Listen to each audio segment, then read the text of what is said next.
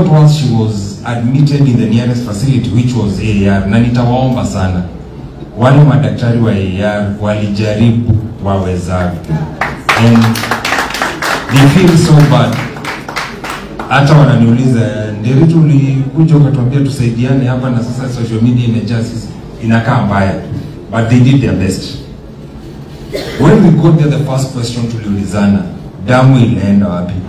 Elder Kigondo anaweza kuambia tuliketi na kalamu na karatasi tukaanza kuulizana, before we even approach this any further, why are we here? Tukaangalia all possibilities, na ndio tukasema damu tutapata, and blood bank ikatuassure we shall get at least 9 pints of platelets. Kutengeneza 1 dose of platelet for wale tulikuwa nayo inahitaji 6 liters of blood. 6 liters of blood ni yenye mtu mmoja amebeba.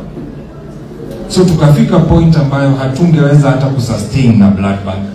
Ikabaki tunaleta donors, unatolewa damu pande hii, inaoshwa na machine, tunaweka kwa beti. Ndio at least now we save, because mwenye ako high bone marrow ina produce, sio? So tukaendelea hivyo. And we agreed with the doctors that tuangalie, why are we not losing these platelets at this rate? So the first test you do is a peripheral blood film, what we call PBF. It's a complicated test. Kwa hivyo tutapata majibu lini? Asubuhi. At 3 a.m. I was called by the hospital. Kaniambia, daktari, mambo imebadilika and we are dealing with AML, acute myeloid leukemia. And wakati tulijipata in that situation, that means that no matter how much platelets we put, the bone marrow is not producing.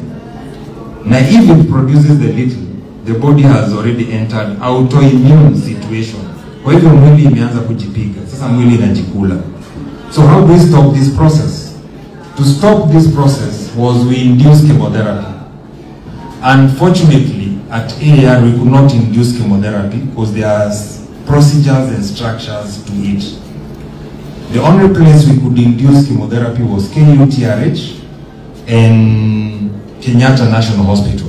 And I want to say, ile wakati tunapigananga na hospitali za serikali, it is time we learn that there is no place kuna excellent care than government hospitals. There is no individual who can afford the level of doctors, the level of professionalism, and the level of services that government can afford.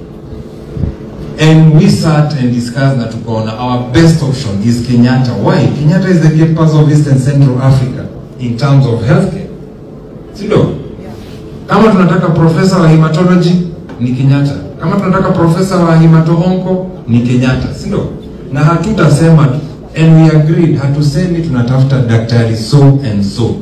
Tulisema mgonjwa ni wa hospitali ya serikali, so that we can be able to get care kutoka kwa kila mtu.